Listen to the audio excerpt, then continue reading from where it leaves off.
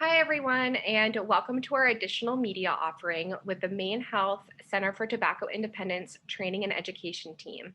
For this quarter's Soundbite, we're going to be chatting with Michelle Wells about best practices for tobacco policy and treatment in the behavioral health setting.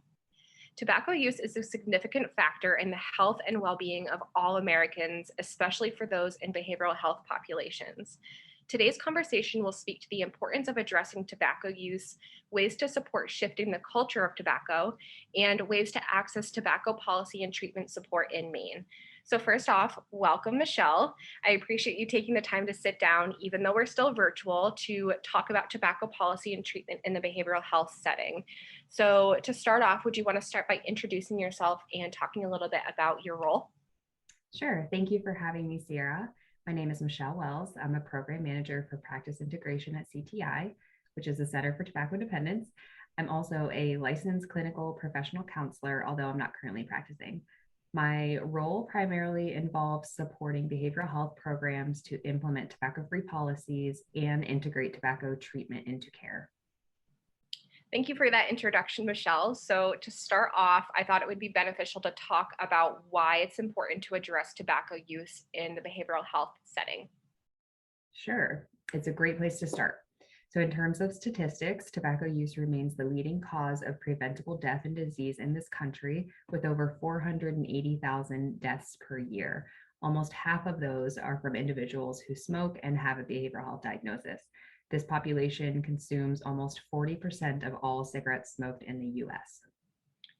What do you know about interest in quitting for adults with behavioral health diagnoses?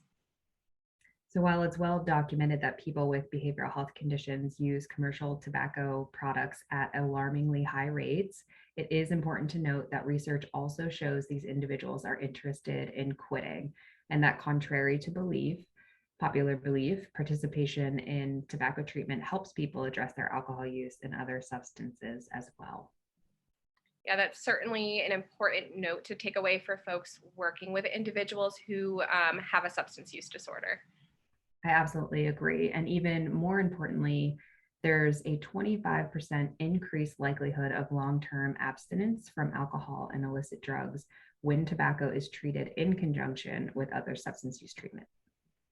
Wow. Yeah, that's certainly an important message to be aware of while treating individuals within behavioral health settings. So, could you talk a little bit about the process of shifting the view of tobacco within organizations? So, in terms of the cultural norm, we do acknowledge that this is a major shift and that the acceptance of this change includes staff and clients. It takes patience, education, compassion, which staff of organizations who have gone tobacco free have shown they are committed to, despite competing needs and the concerns that come along with the implementation and enforcement of a policy. Recognizing that there are long held beliefs about tobacco use in this population, we really commend the organizations that take this journey, knowing it may be a long one, but one that will also have lasting positive health impacts for staff, clients, and their communities. Absolutely. Yeah. It's important for organizations to have the education backing of why this culture shift is important, not only for their patients, but for their staff as well.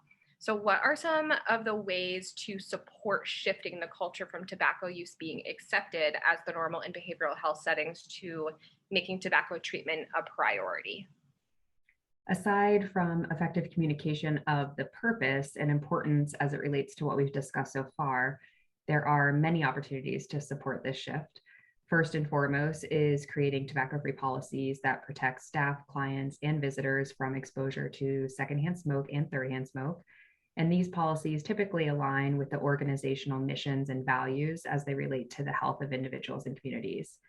Organizational change takes time, often longer than a year to implement. And there are many components that will impact the success of a change like this.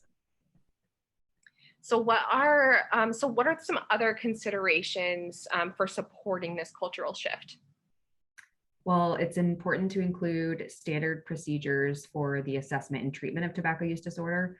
And this would typically look like evaluating current workflows and integrating tobacco treatment and or referrals for clients into their routine care.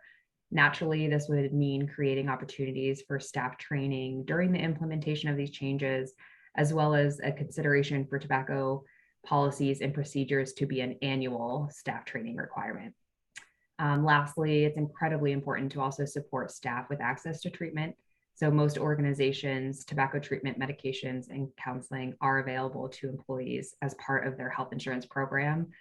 And these programs are typically free and confidential to support an employee's desire to quit. Yeah, I think it's a great point to make regarding both access to treatment as well as making sure organizations are able to support their staff along with their patients. So since the flow of education and information is going from staff to patient, supporting staff is definitely the first step in shifting the culture of an organization. So in thinking about making these shifts within not only behavioral health organizations, how could an organization, practice, or individual access tobacco policy and treatment support in Maine? So CTI works through a variety of initiatives to achieve the goal of reducing tobacco use and exposure. These evidence-based strategies include prevention, education, and treatment. So our training program is evidence-based and provides a variety of tobacco treatment trainings, which include online modules, virtual trainings, and recordings. And these trainings come with CEUs and can support an individual who's interested in becoming a tobacco treatment specialist. So additionally, we can support organizations and practices of any size to create and implement tobacco-free policies. Oftentimes, it would include one of our partners right in their community. As for treatment, the Maine Quit link provides tobacco users counseling by phone, digital support, and when appropriate, provides medication. Tobacco users who participate are many times more likely to successfully quit tobacco long-term than those who try quitting on their own. And we'll be sure to provide links to all of these options for our listeners. Fantastic. Thank you so much, Michelle. We thank you for providing so much wonderful information regarding tobacco policy and treatment to support behavioral health organizations. So I want to thank everyone for tuning in and listening to this episode. We hope you enjoyed our conversation today. And if so, please make sure to visit our website at www.ctimaine.org for the recording and to stay up to date on future episodes. Thank you, everyone.